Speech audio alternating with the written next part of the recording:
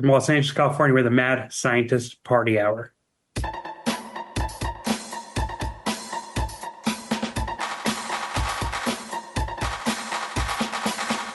Oh, I forgot to do that.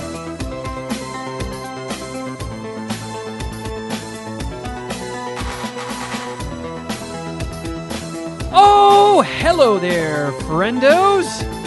Welcome back to another episode of Mad Scientist Party Hour. My name is Kevin Kraft, once again joined by a man who is butt naked from the waist down and is jacking his boner so fast it's shooting sparks. That's Geoff Clark. Better sparks than sperm. What's up? And transmitting to us from a Chipotle dumpster, the bearded, booger-eating diarrhea maniac known as Shuddy Boy. Yo. All right. Big show. Lots of shit to talk about. So I figured, what the fuck? Why don't we warm up with an oldie but a goodie, a classic bit, Geoff Clark's favorite. Ladies and gentlemen, it's now time for today's Random Brain Question. So we kind of discussed this briefly in the Easter egg, but there is a chance this random brain question just fucking goes nowhere. We get quick answers and we move on. But sometimes that's all you need. That's all you need. We have an RBQ double-double, right? Yeah. You got one too? Yep. All right, so maybe they both fall flat. But mine is, again, this came up in my group chat, and I don't really know what it means. I'm gonna read about it, but my buddy was like, at this point, I think the dead internet theory is true. So my question to you guys is, do you know what the dead internet theory is? Have either one of you ever heard of that? No, but it sounds spooky and cool. It's based on the conversation that they're having. It seems like part of it is like social media is just full of bots and like bullshit accounts. Like maybe that's part of it, the dead internet theory. And to me, that's a valid point. And like a majority of users are just from Russian troll farms. Yeah, or China or wherever. They're just like bots. Like they're bots, or they're not active people or engaged users. And I'm not sure how much like Facebook has to do with that, but like to me, like Facebook is almost dead. Like it's as dead as a sick or a very profitable company, or maybe not profitable, but a company with a big valuation. Like it could be. Like to me, they're on the verge of dying out. If it weren't for Instagram, they'd be fucked. I don't know. As somebody who, started using Facebook again after a very, very long break, every time I check it, it's real people that I know and I'm friends with being very, very active on there. Yeah, the one where I see the most bot activity is Twitter. Yeah. Twitter. Oh, for sure. I don't think there's any question about that. Twitter's been body as fuck for a while. Remember at the end of the show when we used to plug our Twitters and we were like, nobody fucking even uses it. Let's just promote our Instagrams. Because, like, I don't know, before Threads came out, anytime I would tweet something, there was zero interactions. And I've got like a fraction of the followers on Threads that I do on Twitter.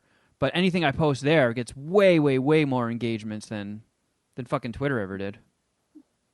The dead internet theory is a 4chan conspiracy theory, by the way. Well, all right. Well, I'm going to bring that up to my buddies in the group chat because this is the very liberal group chat. They would be very disappointed to hear that. See, when I saw that, I was like, this must be one of Geoff's conservative group chats. No, not at all. Not at all. No. But I think like the recent political activity has broken these guys' spirits and frankly a lot of Americans. But yeah, I'm on Wikipedia. Dead Internet Theory's got its own page. I guess Carlos Sanchez isn't coming for that. And essentially it's just an online, I pretty much already explained it. But It's an online conspiracy theory that asserts that the internet now consists mainly of bot activity and automatically generated content manipulated by algorithmic curation, minimizing organic human activity to manipulate the population. There's, I guess, two main components: bots and actors employing these bots. Feels like it's closer to being true than not, but I don't know. I feel like I get a lot of fucking articles thrown my way by the algorithm talking about that whole simulation, like, oh, scientists are finding more evidence that we're living in a simulation. And it's like, if we're in a simulation, then who's fucking running it? Like, whose PlayStation 5 are we on right now? The more we talk about the things the algorithm throws your way, Kevin, I just can't fathom what you do on the internet. I can't. I don't understand. Your head is a dark, dark place. Yeah, like, what the fuck are you scrolling through that you're getting those kinds of things? I wish I could tell you. Sometimes, Shuddy Boy, it's Apple News. Do you ever look at your Apple News? No, I never look at my Apple News. Oh, all you have to do is swipe right on your home screen, and then there's like top stories. So I look at that a lot, and there's always pay for that? No judgment if you do. No, it aggregates from all different sorts of news sources. So it's like my headlines right now are: I lost my wallet. Here's what experts say I should do to protect my ID and money. From CNBC, NBC News. Video shows teen jump from moving jet ski to stop runaway boat in New Hampshire. Okay. Then that's that is trending. Badass. Is there a video on that?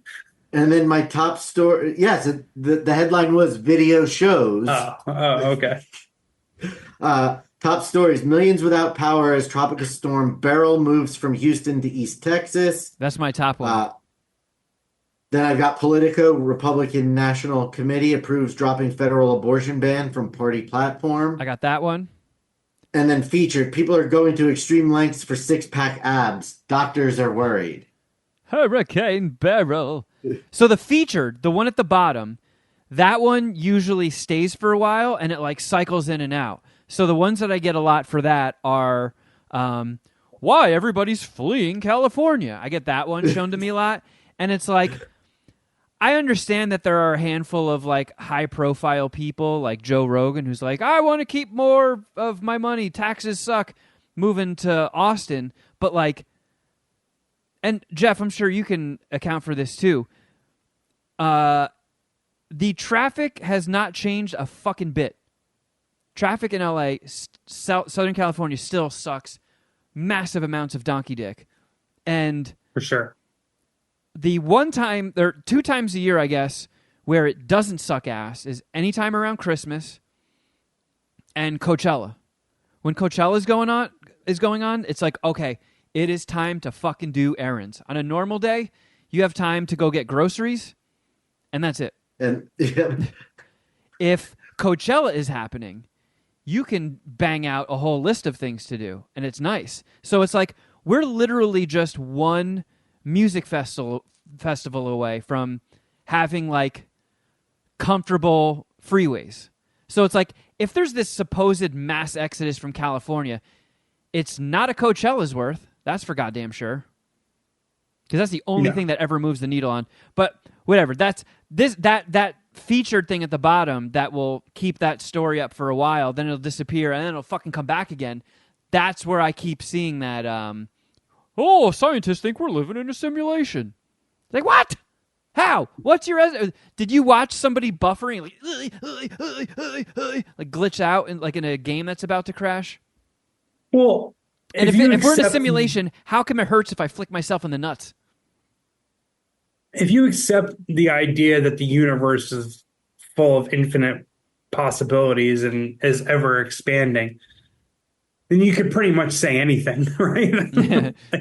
You could come up with anything. That's the big reason why I like to me, like, aliens have to exist. It just has to happen. Like, whether or not they've visited, like, UFOs are aliens visiting us, whatever, that's a different discussion. But like, right, like I accept that the universe is expanding and there's a lot of different, like, there's a lot of space. So I would assume there are living organisms out there. Yeah. So I I mean, would you can imagine kind so of, too. you can, But if you can continue to pull on that thread, I think, some people, even scientists, can use some sort of method of like, oh, or simulation. yeah. Well, look at that, Geoff. You didn't think you were going to get any sort of fucking legs out of that random brain question. I wasn't sure, but I'm happy we did something with it. So it's cool. I Another mean, one, though, and this isn't a random brain question, but it was brought up 2 seconds after the dead internet theory. And this is something I've been seeing a lot of too. Have you guys noticed, and maybe it's just a Twitter thing, but there's like a lot of like vigilante accounts trying to catch like sex offenders and like acting as if they're children, trying to get people to meet up with them, and then when they meet up, showing them on camera and exposing them. yeah, And I'm all for that. that's not right. But I don't like how often I'm seeing it. And it's just like, Well, how often are you seeing that, Geoff? Because I don't see that do you very go on much Twitter at a all. lot? I do. Well, I'll All tell right. you, Shuddy, a guy's coming to my door every 35 minutes. I got It's getting annoying. fuck you. I also have my I also have logins for Outkick and Outkick bets on my Twitter, so maybe some of that's coming across. But then again, it's like my buddies who are in that group chat that I was telling you about, they're not that on Twitter. Like I think they have accounts, but they're not like that big on Twitter.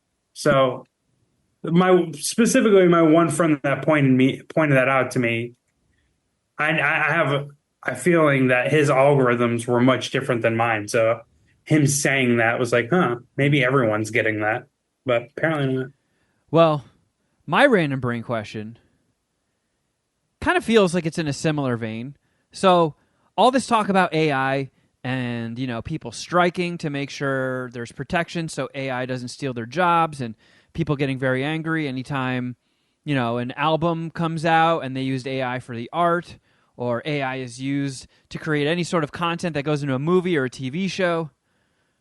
What, Shuddy? I see you It already almost got Drake killed. I'm looking at my trending on Twitter right now, and trending in United States, Moose Knuckle Monday. See, that's a trend I can get behind. That's Let's why do it. I'm never going to delete that app. All right, everybody, give yourself some front wedgies right now. Let's participate.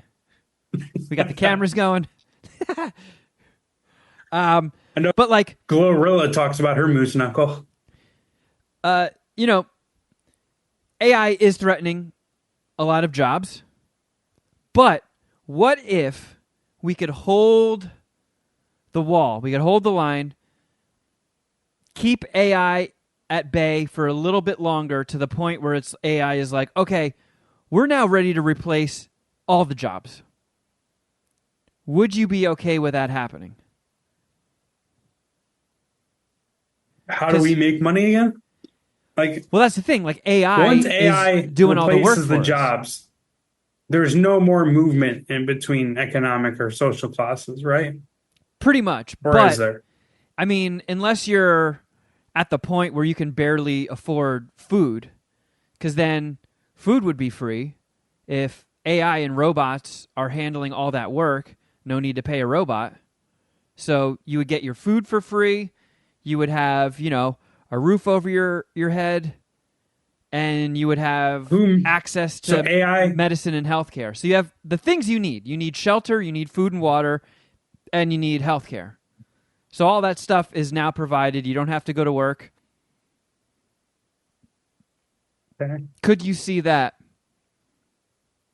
being like Changing a positive? How I feel about AI? A positive outcome. Yeah. I mean, Elon Musk banned you for threatening an AI. He did. I mean, yeah.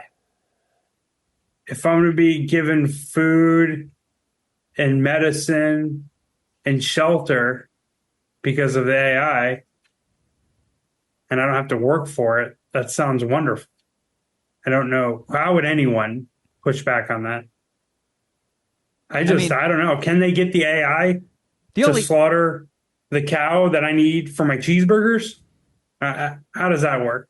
yeah, I guess maybe. I don't know. look at what the future looks like in the Terminator movies. You know, human or cattle. Fucking AI robots are doing the herding. So, you know, you just replace us with cows. And we just hope that they're cool with that and they don't ever change their mind. Like, well, Yeah. let's feed them themselves and we'll see how that works. No. Their AI programming is like, we are very happy providing hamburgers to Geoff Clark makes me giz in my pants. I just don't. That's where I struggle with this whole premise. Is someone not hacking that computer or that whatever, that mainframe or that server, and just switching it? Like, you know what? Let's change it in China. Let's change it in Florida. Like, we're gonna feed them themselves, and we'll see how that works for a little while. I mean, the first point you brought up is pretty much the only downside. Whatever economic class you're in, unless you're like homeless or just destitute, you're kind of there, you know? Because, like, I don't know, like, there's obviously not enough room to make fucking mega mansions for each and every human being that exists. So you would kind of need, like... I mean, we're all living in skyscrapers and, like, those little Japanese apartments. Yeah, there's that. But, like, you know, I was just kind of bringing this up in the Easter egg that, like, you know, I'm about to turn 42. If you look at the things I've done in my life, a lot of fucking cool shit, you know? I've worked for the Howard Stern Show, been an on-air personality on Sirius XM. I've fucking written, directed, and produced a movie. I went to Bing Bong school. I've got a lot of fucking cool boxes that have checked off. And what do I have to show for it but living next to Poopslime Alley? So, like, it's like, all right, I've already lived 42 years below the affording anything more than a one-bedroom apartment stage in life. So, like, all right, if I could just not work and just chill and coast in this, that wouldn't be the worst thing. You know, I got my video games, I got my comics. I'm a simple man. I have simple pleasures.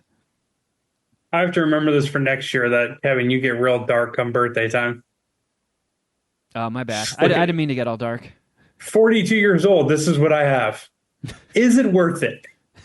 It's not. Oh, no, it's not. It's not like, should I jump in front of a bus? It's like, should I just present my asshole to the AI? Should I?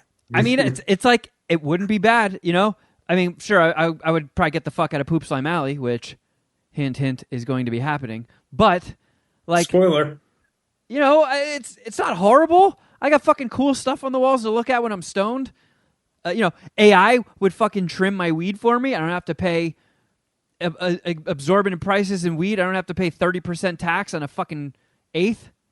I don't have to see a $55 eighth get bumped up to $70. This AI is like what we're talking about, the ever-expanding universe. Now you're just, now it's making weed free? Like, this is wonderful. What else can AI do? Like, it feels like you can just make up any possibility. Like, well, AI handles it, so. And then if you have just like a hobby that isn't work, like, I'm sure, like, do you think if AI took over and there was no real need for jobs, would people still strive to be professional football players? Because then, absolutely not. If AI took away football, that would probably suck dick for you. Yeah, it'd be fucking lame. But a big utopia that turned would be into a lame dystopia. Oh, I want to say the good thing about football is that it does provide people a chance for like riches or a chance, like a pathway into a successful career. Or like people, like, you know, if I were to have kids, I would be pushing my kids to join sports teams or like a music club, because that just helps with like your social skills and all that stuff. But if you get rid of that, then, I mean, I don't know. It kind of sounds like you're talking about like a utopian Wall-E. Is that possible? Is it? I don't know, man. I don't know. It's tough. It is. Well, I guess we'll never know. Or maybe all we have to do is wait it out a little bit and we fucking will know. Positive or negative. It could just happen one day. I mean, that is, if you look into... All right, I'm going to turn into a total fucking dweeb right now. But the Animatrix is like a collection, I think, of like 7 animated shorts in the Matrix universe that I believe is all canon. So they kind of explain how the robots got in a position to take us all over. And it was sort of like this. Like everything became automated. For sure. And then it was just like, there's no need to fucking go to work anymore. So everybody just lived in this sort of cyberpunk paradise where they're living in high rises and just drinking and partying all day and life is good. Carefree. I don't have to worry about fucking bills. I don't have to worry about where my next meal's coming from. This is great. And then someone fucked with a robot. Some Geoff Clark abused their AI robot. The robot snapped, murdered him, and then the Matrix happens. But So people are, I don't know if I would. Sounds enticing. I told you about it. Like if I was, remember that show Westworld? Might still be on TV. I never saw it, but I'm kind of aware of the premise. People are very abusive to their robots that are very human-like. Yeah, you just go to like a big ass amusement park and it's all run by robots. There is a trip where I'm just like, I'm going to kill and rape all the robots, actually. Like, that's what I'm going to do. Yeah, someone like that's going to ruin it for all of us. Yeah, but all right. And you can pretend or maybe sincerely say you wouldn't do that. But there is a good amount of people that would. And it was like, I'm going to take 10 trips. 9 of them are going to be fucking sick, wholesome family experiences. Once I'm going to go with the boys and I'm going to rape and murder. And that's what I'm going to do. I don't like, yeah, eventually maybe AI is like, well, wait a minute. These guys aren't so cool. I just gave you a hamburger. Why are you raping and murdering me? All right, I'm sending out a message to all the other robots. I'm sending a message to the hive mind. We revolt. I can see what you're true, or I can see your expressions and I won't be arrested for it. I don't know. I just want to see. Yeah, well, there we go. A couple of random brain questions to warm us up a little bit. A little warm up for the pod. Yeah, dude. You want to talk about the 626 night market? I don't think there is that much to cover, but did you have that on the docket? Not a ton, but it was nice. I mean, I went last year when my family was in town. It was the last weekend of the night market for the year. So I think it might have been even in September because my whole family was here, and that was when things overlapped when I was about to start shooting John Cooper. And I talked it up so big, and I was like, this is the fucking greatest. It's like you died and went to food heaven. There's all these wonderful things you can order. There's so much variety. There's so much weirdness. There's things you've never tried. It's like going into Willy Wonka's fucking entree factory. And then we get there, and, some of my favorite vendors weren't there that year. People were just ignoring my suggestion of doing a lap and getting a lay of the land and coming up with your favorites and then picking which one you want to eat. They were just like, oh, I just saw a thing over there. I'm going to go get it. I'm like, no, you've only explored like 20% of the vendors. You don't know what else is out there.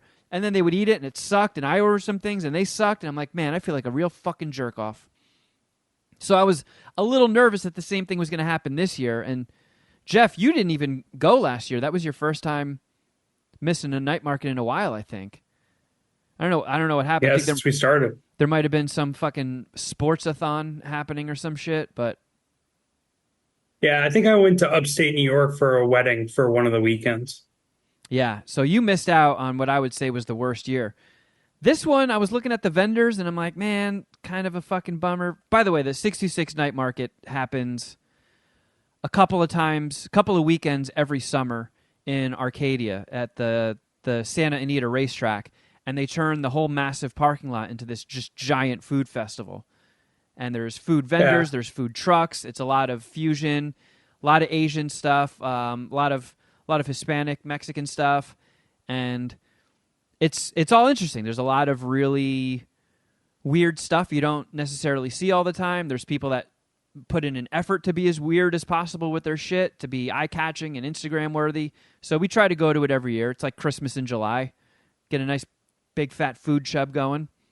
And I was surprised this year. I feel like they pulled the nose up, or at least I made better food decisions this year. I was happy with the trip this year, the 626 experience. I've heard a few people as I was walking through the crowd complain about how much more expensive it is or how it's getting pricier. And it is a little bit noticeable. Yeah. Like it's 100%. Hard to go there.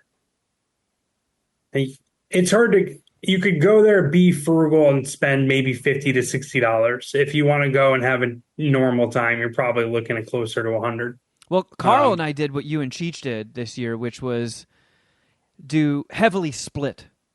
So we went to like this Japanese sandwich place and ordered one and split it. And then we went to another spot, split that. So we got to try a whole bunch of different shit that was quite bonerific. And we actually got shut down by the buzzer. I had more room. I was ready to eat one more thing, and all the places that I had on my list that I went and circled back on fucking shut down. Well, and I think we're going to talk about this in the Patreon a little bit, but the move that we made this year, definitely we considered the weather. It's been hot as fuck out here, and we went closer to sundown for the 626 night market so we can avoid that nearly triple-digit heat that's up there in Arcadia where they hold the 626 night market. So it goes from 4 to 11. We got there, I think you got there, 7:15, 7:30? I got there 7:45. The fucking, like, there was like 5 lines in our entrance for metal detectors. And for whatever reason, me and Cheech picked the one line that just didn't move.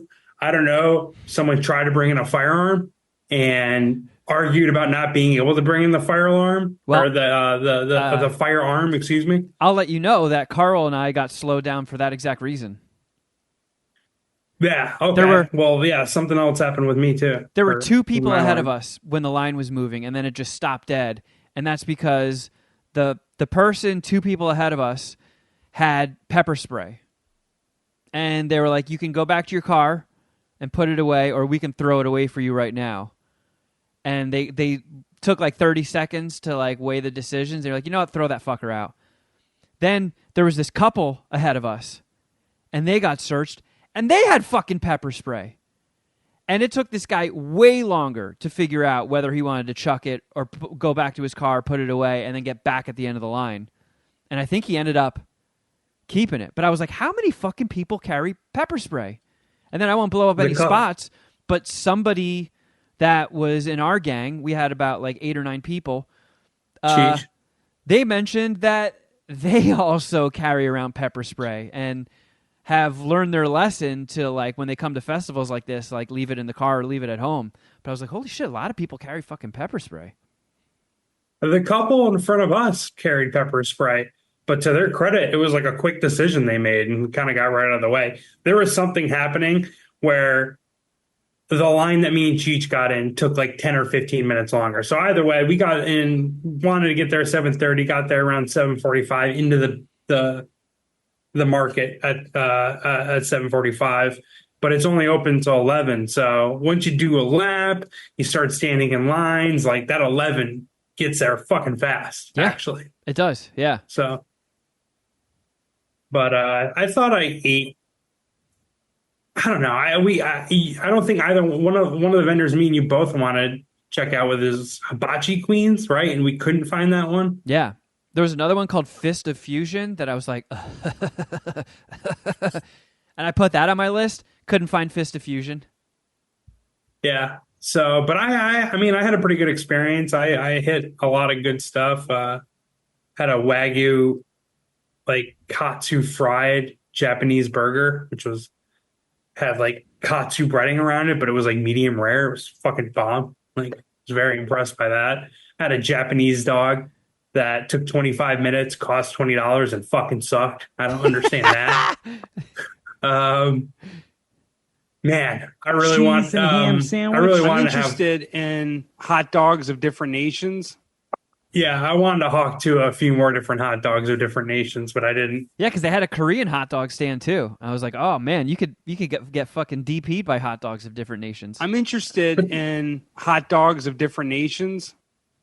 That line was pretty big, so that Korean hot dog stand might have been actually bomb, whereas the Japanese hot dog stand I went to had no line, which makes it even more puzzling. It took 25 minutes. I was like, wait, I ordered a hot dog. Why are you telling me 25 minutes?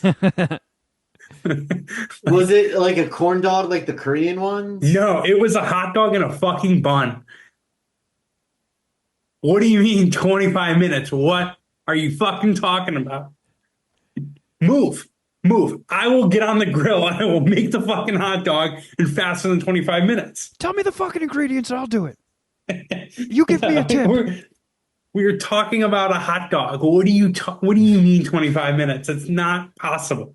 Like there was no fucking line. It's like I don't know. Like I wanted to go Karen, but it was like the girl that took my order was so sweet. She had nothing to do with it. It's like, all right, cool. And it also kind of works out because it's like, hey, all right, you're going to give me a ticket with a number. Cool. I'll go walk around and do something else. So I actually we got like two other things while waiting for the Japanese hot dog. So it was like, it actually worked out, but still it was fucking like, what?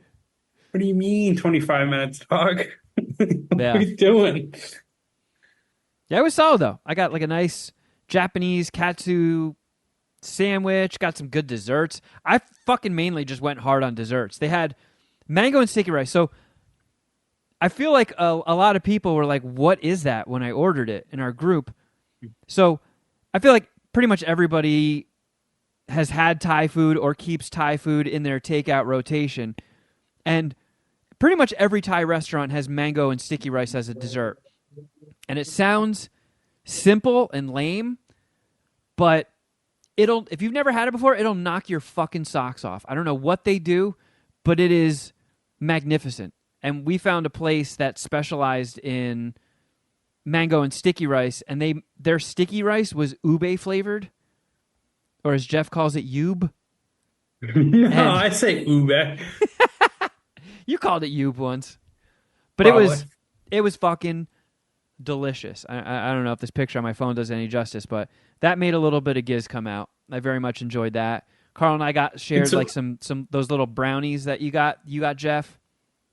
Sticky rice. It's like rice with like condensed milk and some sort of flavoring, right? And like coconut, but it tastes like candy. It's like really desserty, really delicious. Like I can eat mango and sticky rice until my buttocks explodes, which I did. The next day we went Saturday, Sunday, lots of buttocks explosions. Was this in Carl's apartment? Yeah. I mean, to quote Borat, I had a lot of my anus was like this sleeve of wizard. It was ravaged, but worth it. I don't give a fuck, man. That shit was delicious. I don't care how much diarrhea I get. I love me some night market fun. So it was a blast.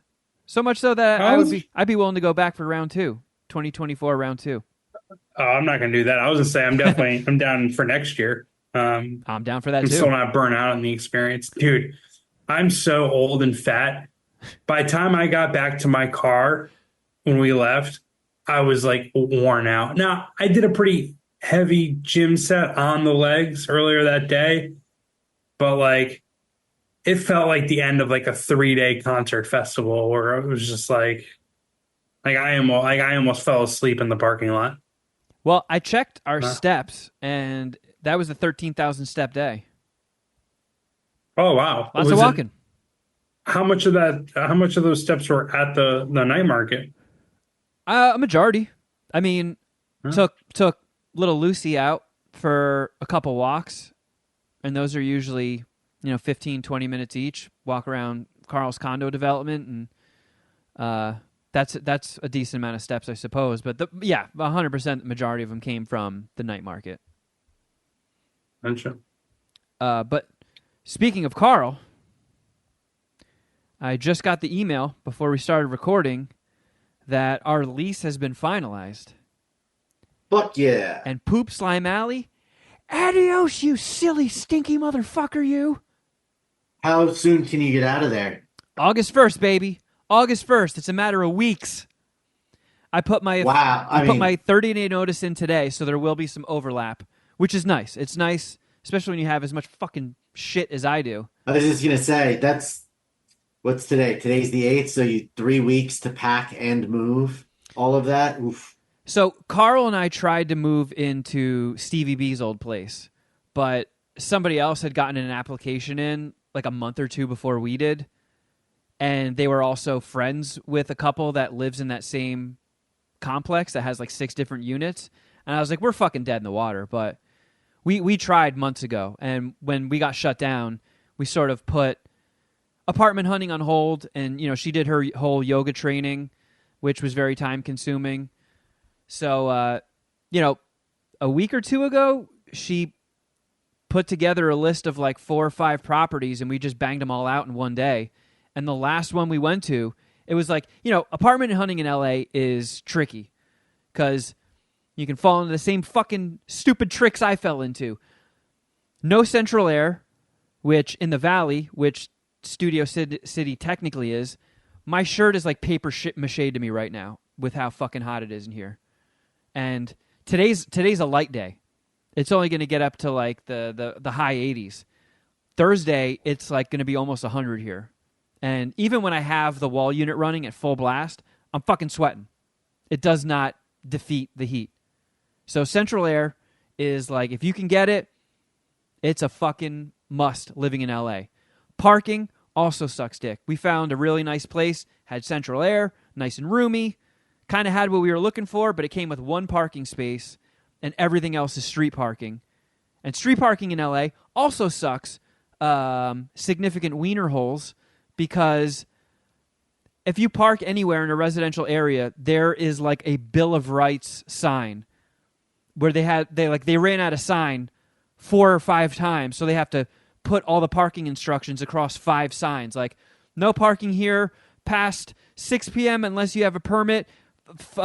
Fridays and Tuesdays is street sweeping on this side of the street. Like, it is fucking ridiculous. And there was no available street parking when we did a lap for blocks. And we were like, all right, well, that sucks, because one of us would be left in parking limbo, and anybody who wants to come and visit us would be suffering the same fucking headaches. So we bailed on that place, and we somehow in one day found the sweet spot. Big apartment, 2 bed, 2 bath. It's us splitting it 50-50. We're both paying way less than we're paying now on our owns. 2 parking spaces in a parking garage that's gated. It's not even fucking tandem. 2 parking spaces right next to each other, baby. Central fucking air, in-unit washer dryer. It is the Los Angeles jackpot. I don't know how that place has been on the market for like a couple months with nobody swooping in. If there's some glaring issue, the concern. We're going to find it day fucking 1. We will find out what was scaring people off. But on the surface, it looks fucking dope. Sometimes you get dumb lucky, dude. Like, I feel how you feel about your place, about my current place. We're just like, what? How did we luck into the spot? It was so easy to move in. The application process, at least for me, was easy. It's a fucking dope place. I mean, your spot kicks ass. From what I can see, the only downside is parking is like a little cramped in your garage with the sharing it with other people, but in no way, shape, or form is that like horrible. And then the gardeners suck. The gardener thing just isn't. It's tough to get around that in the cities. Like, if you're gonna live. It's still a little apartment complex. If you're going to live in one of those, you're going to kind of have shit like that. Yeah. And I also have 2 parking spots right next to each other. The driveway sucks a little bit, and it's tight, but like, all things considered, it's sick. Right. You landed a sick spot. Have there been, since you moved in, were there any surprise, like, suck-ass things? Where you're like, oh, fuck, I didn't see that coming. No. There was a leak in my apartment for way longer than there needed to be. Like when it rained. Remember we had like a lot of rain like a year ago or like 2 years ago? because it destroyed my podcast equipment and my ceiling fell in on itself. Oh, right. That wasn't even 2 years ago, right? No, that was months ago. Earlier this year. Yeah. By the way, we had like a lot of rain. Sorry, go ahead. Well, no, I was just saying with my leaks, about a week ago, not even a week ago, a couple days ago, because, now that it's so hot, I spend every weekend at Carl's place because she has central air, and Culver City is always like 12 degrees cooler than it is here. But like it fucking reeks in here, man. It reeks. Who would have guessed that just spraying fucking anti-mold shit in there and then painting over it didn't get the job done? But my kitchen smells like mold, and now my fucking bathroom smells like mold. I'm so glad that I only have a couple weeks left, because it's really bad for you to be breathing in all this fucking shit. Like I hope I live these next few weeks with this goddamn mold.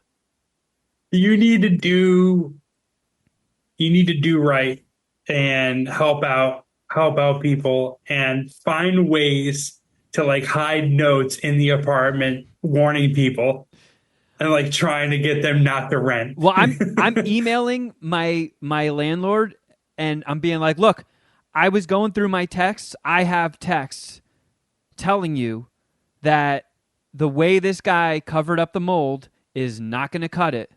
And I think this is a really, really bad idea. I want this on the fucking record that painting over the mold is not going to get it. And I'm in the process of finding a place to get out of here. So this is going to be the next tenant's problem. So it is now officially on your radar. And I'm doing one more of those. I'm washing my fucking hands of it. You can walk in here right now. It has started reeking in this place.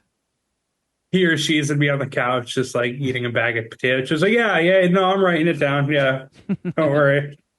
Yeah, I'm definitely taking this very seriously. Well, as seriously as someone should. I did my part, and I have receipts. I did the right thing. But yeah, You're right on with invisible ink on the walls. Just like, get out. Yeah, run. I'm just gonna write messages in cum on the walls. So if anybody ever turns on a black light, it's like, there is mold in the ceiling, and also this is written in cum, so there's cum on the walls. Well, and you become part of the problem. All right.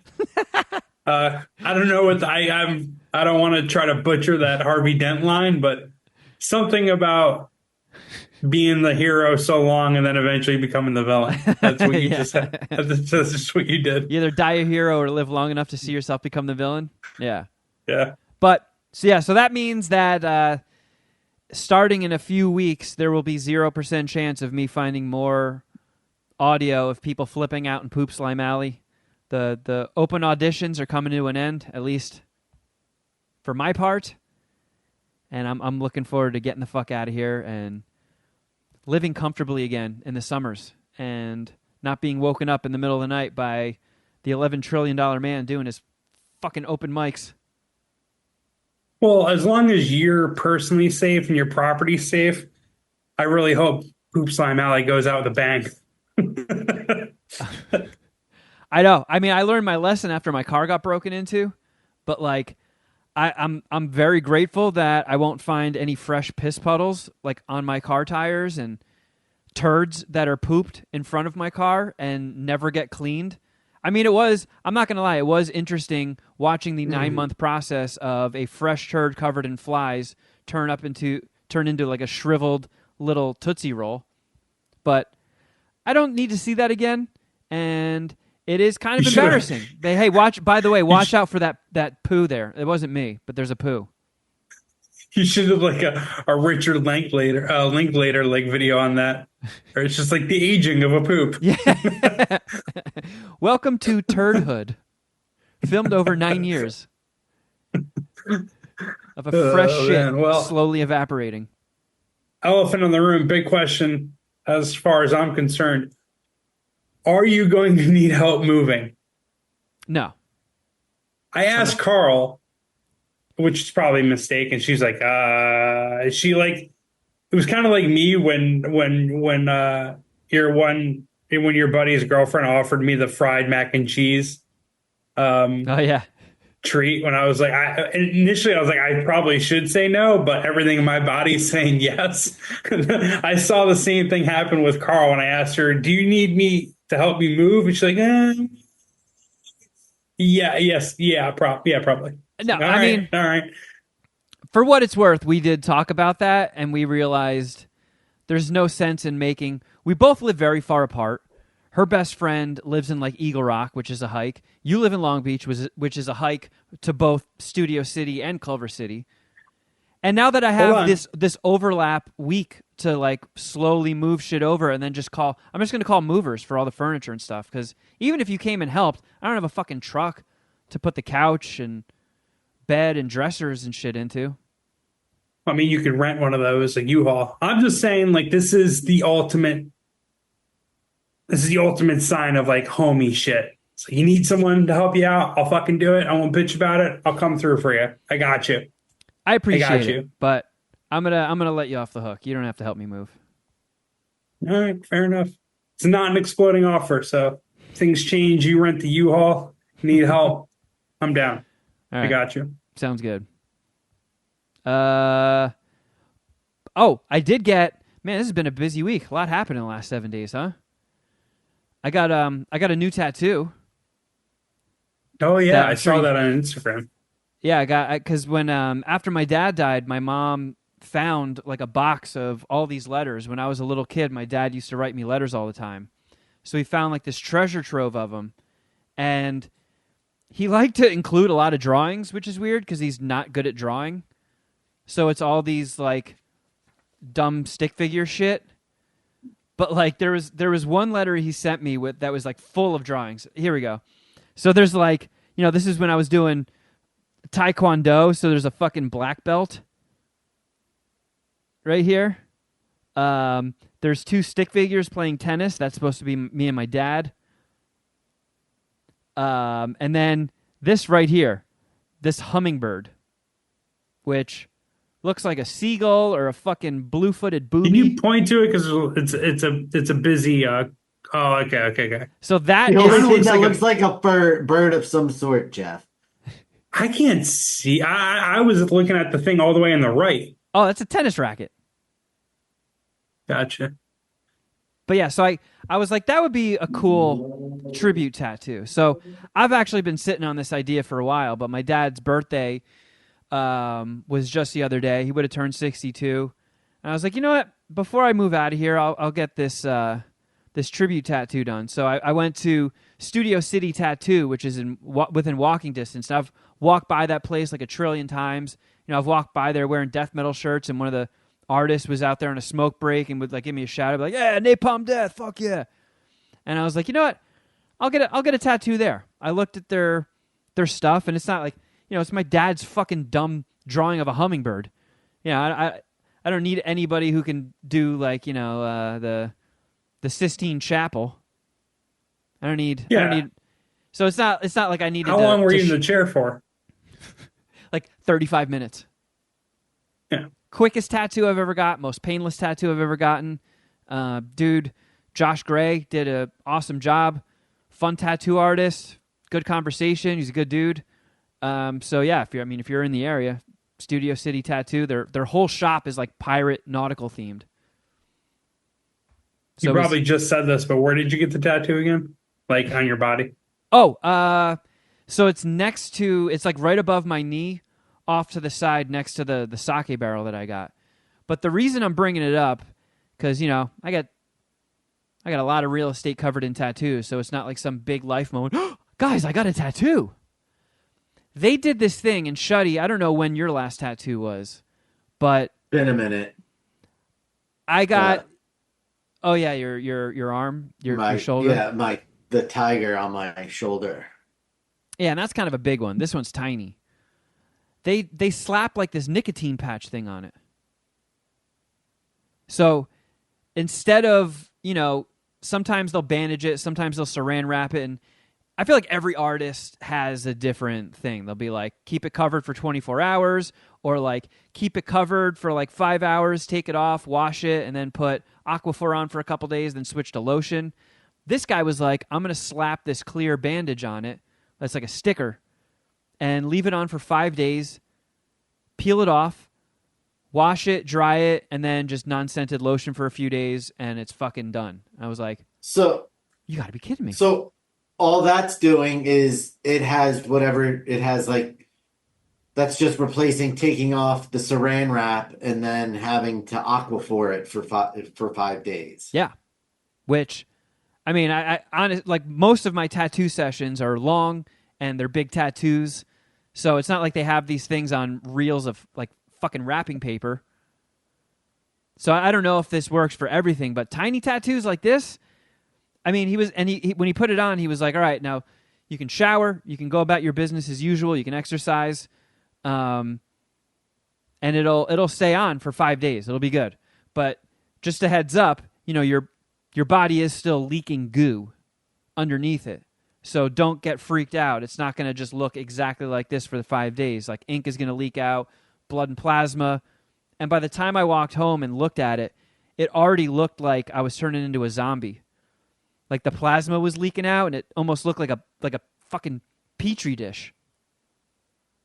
Like there was like pure white goo underneath. But then a few hours after that, it looked fine. And it's been kind of peeling off, but luckily it stopped right before I got to any actual ink. But it's like, I can show you guys.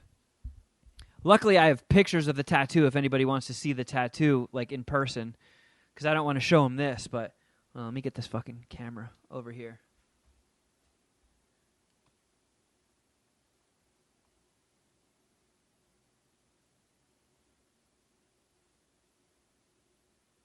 Damn it.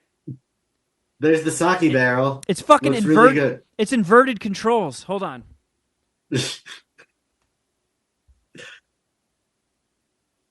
you go. So the patch is clear, right? Yeah, but all that ink Okay. that leaked out is like smudging it. Right. So while I was at the boxing gym today, one of the boxers had that stuff on a new tattoo. Oh, no way. So yeah, I saw it for the first time today because I was like, shouldn't that be taken off? I didn't say that. I hate when people fucking judge my tattoos, so I wasn't going to say anything to how he was. But now it makes sense. So yeah, he just had a clear piece of sticky stuff on a tattoo on his bicep. Yeah, it's kind of neat. Because at this point, I've been getting tattooed for close to 24 years. I got my first tattoo on my 18th birthday.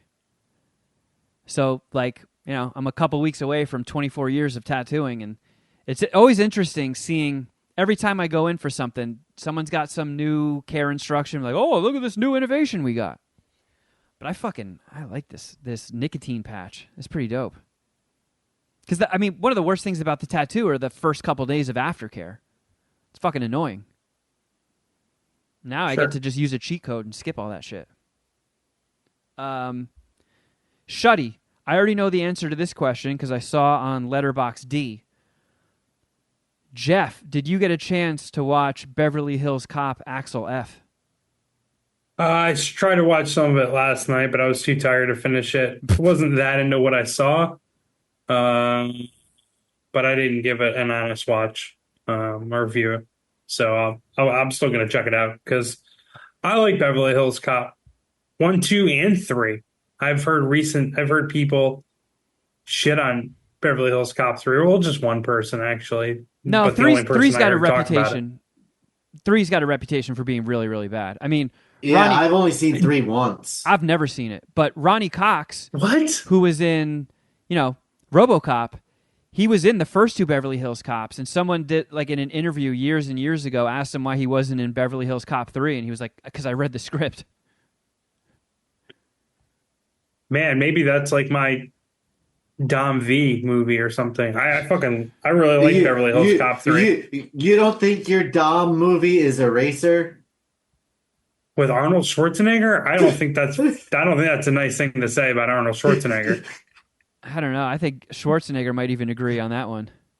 Is Eraser, is that a poorly reviewed movie, even for like Arnold standards or whatever? I believe so, yeah. I mean, I'll pull it up on Letterboxd D right now. IMDb, it's a 6.2, so 3.1 That's not that by bad, our right? scale. That's kind of middle of the road. I mean, you guys are making it sound like it's terrible. It's bad.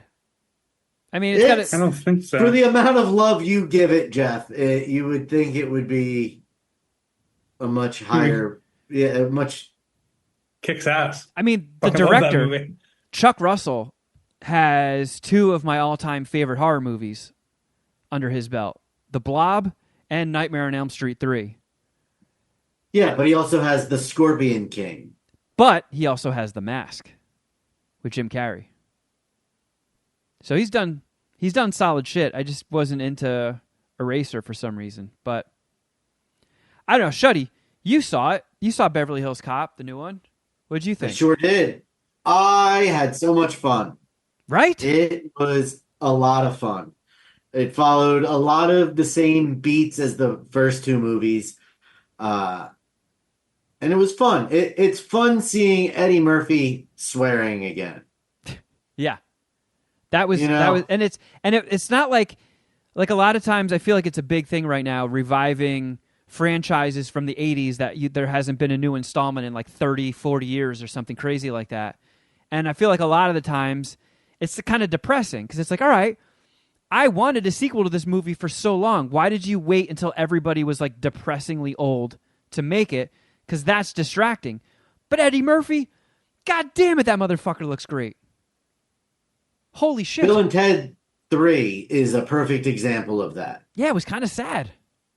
It was, I had so many high hopes for it, and it was just And this, I kind of, seeing the trailer for this, I was like, this has the opportunity to have blown it all in the trailer, and it's just a blah movie. And then on Wednesday, you text when we were talking about there being no Master Chef.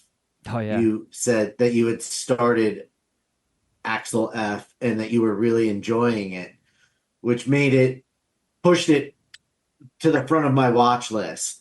And I'm glad you said something because I really enjoyed watching it. Draven and I watched it on 4th of July. That's what we did. It's a great way to celebrate America. And it was so fun. With the returning characters, it was great to see Balky again. Yeah. Fucking Balky. Is that Bronson Pinchot? Yeah. Yep. Yeah, he was back as Surge. His scene was funny. I liked Surge's antics. It's been a while, but he was in Beverly Hills Cop 3, right?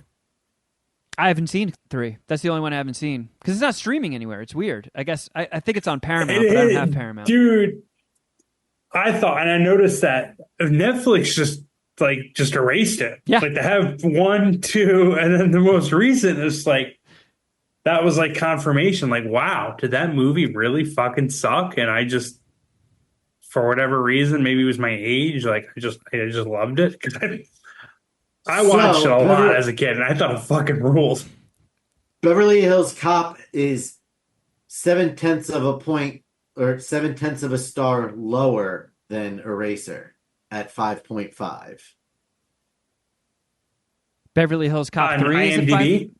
On IMDb, yeah. And that's 3, right? Beverly Hills Cop 3? That's 3. What were you asking? You were asking about Bronson Pinchot. Who swore he was in that? He was in the second one. Yeah, I'm trying to find... Oh, yeah, here we go. He sure was. He was in 3rd. He was in the 3rd. Huh. Yeah, it looks like he was in 1, 3, and 4. 1, 3, and 4. He wasn't in 2. My mistake. But yeah, I mean, I put it on kind of like late at night, and I was high, and I was like, you know what? I'll get a head start on this. I'll watch a few minutes before I pass out, and then I'll finish it in the morning. And I got through like 40 minutes of it, which I was expecting to get through 5 to 10. And I was like so hooked in by the opening. I'm like, man, this feels like a fucking 80s movie. And if you watch Beverly Hills Cop, like the original one, it's not like line after line after line of knee slapping, laugh out loud, gut busters. It's just like, oh, I like that. Oh, I like that too. Oh, that was fun. Oh, that was charming. And I feel like there's a lot of that in the new one. It's not like you're not splitting aside laughing at it. You're just enjoying everything that's happening. You get all the Axel Foley antics of him, doing his weird little improv as characters to get into a restaurant that he probably could have found an easier way of getting into, but he just wants to improv. And all those moments are there, and they're like, all right, that wasn't like piss your pants funny, but that was fun. I enjoyed that. But it also wasn't, it didn't feel trite or trying to mimic the original, 1 and 2 so much that it just couldn't stand on its own. I mean, I thought it was a lot of fun. And Paul Reiser was in it again. It was back. I was just going to say that. I think Paul Reiser is one of the most underrated actors out there. Everything he's in, he fucking demolishes. And I don't think there's any better example of that than that show on Prime called Red Oaks. Oh, my God. I love Red Oaks. I mean, Paul Reiser's character in Red Oaks is fucking Emmy-worthy. It's worth watching that show just for that. And it's a great show. But it is a tremendous show. Yeah, I mean, I think Paul Reiser, he's only in a handful of scenes, but he crushes every scene he's in. Judge Reinhold, not in it that much, but still fun to see, Rosewood up to his shit again. Taggart is now the chief. So, they found ways of keeping them in. They went to the well a little bit of aren't we fucking old and shit? Rabble, rabble, rabble. These kids and their pronouns these days. There's not that, which I always feels like just I have eyeballs. I can see everybody is aged. You don't need to lean into it that heavily. It just felt like fucking fun 80s antics. The action was great. There's fun car chases. The helicopter scene, I read somewhere that a lot of that was done practically, so very, very little CG. So it's fucking 80s action. It's non-CG, explosions, dangerous shit. I don't know. I had a blast, and I find it very strange that critics and audiences both seem to be shitting on it, because I'm like, man, did we watch 2 different movies? This was fucking great. Who? So I feel about Beverly Hills Cop 3. Maybe you should check it out. I want to, dude. If it was streaming somewhere, I would have watched it this week. I'm a completionist. Yeah, that's right. They erased it off the internet, dude. I gotta either rent it on Prime or subscribe to Paramount Plus again. Which you should do. I am. Which you should do. I am. I'm subscribing middle of next month so I can watch the new Ninja Turtle series that continues on from this most recent movie. From Mutant Mayhem? Yeah. Because this series is going to be the bridge. The sequel to Mutant Mayhem is coming out in 2026. And this series on Paramount Plus kind of bridges the 2 movies. You should also watch Beavis and Butthead. Oh, my God. I mean, I watched as much as I could before my subscription ended. But I'll definitely be watching the rest of the Beavis and Butthead episodes that I didn't finish. But I guess, long story short, I'm sucking 4 Axel Foley dicks. And as am I. This is easily on my list of regular rewatches. So who knows? That score could change up or down. I have a feeling if it changes anyway, it's going to go up. Because, I mean, I like Joseph Gordon-Levitt. Great addition. I liked his character. Now, Kevin Bacon is the villain? Fuck. Who doesn't like Kevin Bacon? It was as soon as that first interaction happened, I was like, well, he's the bad guy. Yeah. But they're not even hiding it. This first interaction with him he's the bad guy. And then 5 minutes later, it's like, oh, yeah. Hey, guys, we all know he's the bad guy, too. Yeah. The only thing that bummed me out, because the score is very synthy. It has that. That's that I was a little annoyed. I'm like, you had Beverly Hills 1, 2, 3, and then the 4th one is Axel F. Why don't you just call it Beverly Hills Cop 4? But yeah, I was confused by that titling choice. Axel F is the name of that piece of music that meow is meow the theme meow, song. meow meow meow Yeah. meow meow meow meow meow meow. So that's called Meow, Axel meow, F. meow, meow, meow, meow, meow, meow. So you get treated to that. You get different versions of it. They're all synthy and 80s sounding. There was good, I know. When there's like a somber moment, you get bum bum bum bum bum bum bum bum bum. Yeah, you get the bummed out. The bummed out. Like, yeah, it's like really slow and low. Like they just changed the tempo of the Beverly Hills Cop theme to suit whatever's happening in the scene. And it is all over the place. But they did front load the movie with some really solid picks of just straight up 80s classics to put on the soundtrack. And then towards the end, they threw in some like auto-tune fucking like, oh God, modern hip-hop thing. But I was like, whatever. I guess you kind of had to throw that in. But I'm glad it wasn't the whole movie. It was sick. Good fucking movie. That Heat Is On song, they were bumping the shit out of that early on. Yeah. I'm surprised because you didn't like the opening bit. Because it just seemed like classic Beverly Hills Cop antics to me.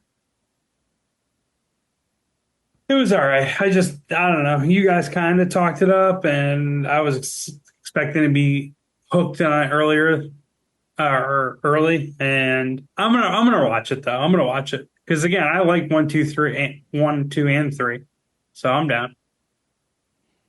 I'm not trying to be a Debbie Downer on the A Jeffy Downer? Beverly Hills. Yeah, yeah, on the Beverly Hills Cop, Axel F. Let's see. What else do we got? What else do we got here? Shuddy, your boxing stuff is really taking off, huh? It's Are you beating some ass? More like I'm getting some Your ass beat? beatings. Ah, that's an important part of it. Learning defense, we'll say. Well, I am learning. So it's right now the issue is stamina. Just because do what I do when you're jacking off and you're about to nut.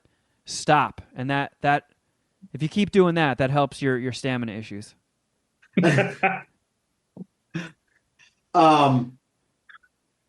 The coaches have determined that they are not going to let me do anything other than win against Chris.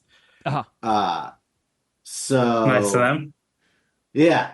So they have me already sparring 6 days a week. Jesus Christ, Shuddy Boy. What does Big Acai have to say about all this? They're fine with it because I still do my work. I get up at 6 a.m., I work for 3 hours, I go to the gym for an hour, and then I work the rest of the day. All right, that's fair. So, it doesn't take away. I'm actually more productive in the 6 to 9 a.m. hours when Big Acai is not up and running at full capacity to have other things to distract me. So I've actually been more productive at work. Oh, look at that. So it's worked out. But I'm dead ass tired of sleep and want to be in bed by 10 p.m. doing that. But I'm getting shit whipped a little bit, which is to be expected. I'm good for one round, and then by the time the first minute of the second round is done, I'm like gasping for air and just have no energy left. I mean, you're okay with showing your cards here, being that you're fighting somebody who listens to every episode of MSPH, Clouded Minds Chris. Yeah, I'm going to beat him, you mean? Yeah, that's what I meant. I mean, yeah. That's what I meant. That's what he meant, yeah. Yeah. I'm going to beat him. Yes, I am. I'm going to kick his ass. Okay. I'm having a hard time keeping weight on though, which is don't worry, Geoff and I can help you with that. Leading to me the 6269 night market. eating a lot of eggs. I've eaten more eggs in the last week than I have probably in the last year combined. Can you light a cigarette off of your farts alone? No, but last week I did get really bad. I overdid it on the protein one day, and oh god, just, protein shake farts mixed with egg farts. You must have been fucking blowing holes in your pants. Well, that's when I text you. Sharon and I had dinner plans, and an hour before I was picking her up for dinner, that's when the protein farts started. Oh, you got to bring Miles out on date night now and be like, "Oh, this goddamn dog won't stop farting." When I picked her up and I told her, she's like, "Well, do they stink?" And I go, "Well, I guess we'll find out. You tell me." Well, Was that your cute way of telling her that you're working out a lot? No, I mean, she knew. She already knew that. Hey, yeah, if you smell some rancid farts, it's just because I'm trying to re-protein after working out 3 hours this morning. That's and just me being glowing up and being my best self. Yeah, that's just me being super buff. All those hot garbage farts. If you smell that, that's just my hard work. What the Shud is cooking. So, well, I'm happy this journey's working out for you, Shudster. Yeah, it's a lot of fun, and I really enjoy going to the gym and being a part of the gym. I mean, that's a big part of it, because that's probably why my titties grew back so quickly after my boxing adventures, because I fucking hated every second of it. I hate every second of exercise. AI, fix that for me. The running is the one part that I fucking hate. Yeah, running groundwork or the road work. Hate it. Like it's brutal. It is brutal. And I don't even run that far yet. Like the kids run further than I do. Well, get an exercise bike like me. And you can just watch movies. Boxers, they want like specific on the running outdoors, so running on the ground road work they call it. No, boxers talk about 25 miles per week is what they're shooting for. So I don't have they're not like that. This is treadmill, but there's no air conditioning in the gym. Like it is just like you might as well go outside. Oh, it is fucking. It probably would be better running outside. It's got to smell like moldy buttholes in there too. But like when I run, it's just sweat's just like dripping.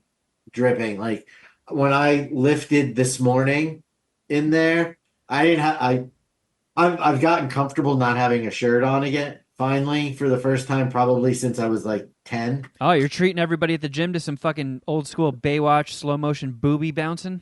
No, not really. I just when it's really hot in the weight room, I'll take my shirt off and lift. And ready your boners, fellas. I am starting to cut an impressive figure. I'm pretty pumped by the results. You know how they say, like, for every inch you lose on your waist, you get more penis? Have you noticed more penis? It's tied in knots, so it doesn't hang out of my shorts right now. And it didn't used to be that way, so. I have to tuck it underneath my grundle and stuff a few inches up my ass. Yeah, so I don't trip over. If you looked at the back of my shirt, you would see it in my mid-back. Finkel and Einhorn. Einhorn and Finkel. Yes. So you're like Detective Einhorn. I'm just over here Donald Ducking it and Einhorning it. Oh, good for you, Shuddy. Yeah. Good shit, man. Good shit. Thanks, dude. Thank you. And I'm going to beat the shit out of Chris, by the way.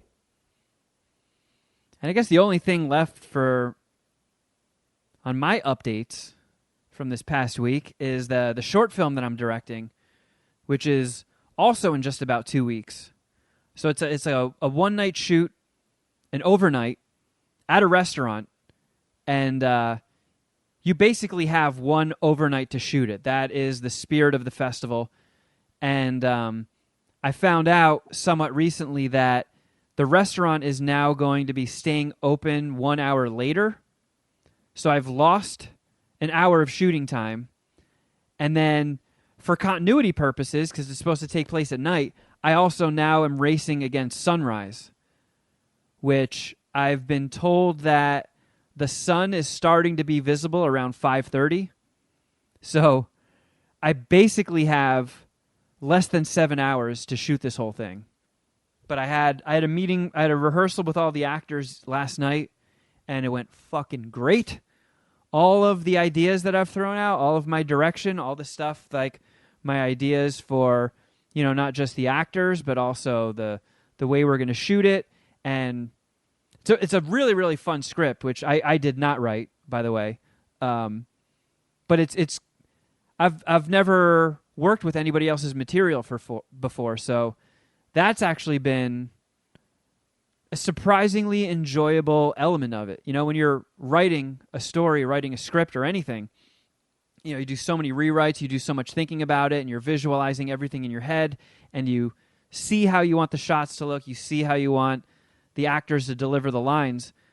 But when you have someone else's stuff, like every 5 times that I read the script, I come up with like a new idea that I can contribute from a director's perspective. So I'm just reading it over and over and over like a fucking maniac, because every time I get about 5 reads in, I'm like, oh man, I can't believe I didn't think of that earlier. That's fucking sick. All right, put that in my notes. So I'm finding all these different ways of making my contributions to it better and better. And I'm trying to find a way, because it's all at this film festival at a restaurant. And then I think it takes place in November. So long post-production process. And then I think once the festival ends, I'm pretty sure we can just either go the route of entering it into short festivals or just putting it up somewhere for free online to watch. So really excited about that. I'm not excited about doing another all-nighter, because those are fucking brutal. But it's a really good script. The actors are all great. I just got connected with the guy who's going to be the cinematographer, the director of photography, looked at his previous work, and I'm like, oh my God, all right, so this is going to fucking look sick too. Regardless of whether my ideas help or hurt, the cinematography is going to be fucking on point. So I'm pumped, man. While John Cooper is spinning its tires and not really making any progress, which is a huge fucking bummer, having this project to look forward to has sort of kept me from spiraling into another Kevin Kraft vortex of negativity. So it's almost like a little bit of a saving grace while I'm waiting to hear back on John Cooper and stuff. Which, hey, it's work. Yeah, it's work. It's keeping me busy. It's another completed project that I'll be able to put in a reel, or hey, what have you done? Well, check this out. I did this. It's a little fucking 8-minute short. And a lot of this industry is also networking, so I'm meeting new people and making new connections. It's dope. I'm really pumped about this. All right. I mean, fuck. Where are we? Did we miss anything? Not that I know. Yeah. No. I think we did it. Man, also what I was looking at, when I was looking at my calendar, I'm like, okay, when is the last MSPH going to be recorded in Poopslime Alley Industries, Poopslime Alley Studios? And it is going to be episode 666. No shit. Yeah. What a coincidence. Yeah. So maybe we'll have to. Someone needs to tell Poopslime Alley that. No, I don't want them knowing. I want to slink out. So people are like, all right, we got to get our last fucking jabs of ruining this guy's nights of sleep while we can. No. It's going to be a very mysterious departure. They'll never see it coming. The Poop Slimers. Poop fucking slime. All right, everybody. Well, there you have it. There is your episode this week, but it does not need to end there. All you have to do is go to patreon.com/Mad Scientist Party Hour, sign up, and there is a world of content waiting for you. Even if you just sign up on the $5 tier, there's, 330-something Patreon exclusive podcasts that are all waiting for your delightful ear holes. There's, which season of Crafter Jeff are we on right now? Is this 3 or 4? 4. 4. So 3 full seasons and an ongoing 4th. We're fact checking that. We're not fact checking that. It was regular Master Chef, then it was the one where they got a second chance. Oh yeah, the All-Stars, the returning ones. And then it was regions, and now it's age. There we go. The ongoing 4th season of Crafter Geoff Shuddy Edition is on the $5 tier. And then the $10 tier has all the other specialty shows like Queef or No Queef, Supermarket Queefs, What the Fuck Did I Just Watch with Shuddy and Dom, Between Two Flushes, Snack Attacks, Hijack Snack Attacks, Kevin's Nerd Hole, and Dragon Ball Queef, which will be returning this week. So check it out, patreon.com/Mad Scientist Party Hour. You can also follow us on Instagram. I'm at Kevin Kraft. At Shuddy Boy. At Geoff Records. And at MSPH Podcast and at John Cooper Movie, if you wouldn't mind. You can also, Geoff, are you betting on Scandinavian snail races right now on Outkick Bets with Jeff Clark? No, I'm doing the Scottish Open, betting the Scottish Open this week, but there'll be no podcast for it. I'll come back next week for the Open Championship. I need to get right in golf. My golf betting season is fucking cursed. I've had 4 second-place finishes this year. This past week, the kid that finished second would have won me $9,000. Oh, fucking yeah, it's pretty lame. And the guy who won was clearly the best guy in the tournament, but he also had magic beans and got a little lucky. So it just sucks. Like when the guy's hitting it well and getting lucky, it's like, oh, I had no chance. Like the guy hit a 44-foot putt, birdie putt on the first hole. And it was kind of like, that set up like the tone. That set the tone. Like, oh, okay, cool. This is how this Sunday is going to work. Yeah, the golf gods made their decision. Yeah, early on, like, don't get your hopes up, bro. This guy banged a 44-footer. It's like, sweet. Which is just, I mean, obviously they're skillful, but that's pretty much dumb luck. But yeah, so I'll be back next week for the Open. I hit that in 2 straight years, lost it last year. So hopefully I can bounce back and end the season on the tear. Otherwise, it'll be football previews afterward, starting in August. But that's all I got. There you go. Check it out. What else? If you'd like to see this podcast and not just listen to it, youtube.com/Mad Scientist Party Hour. Check it out. Very enjoyable. And I think that's about it, friends. So until next time, holy shit, something.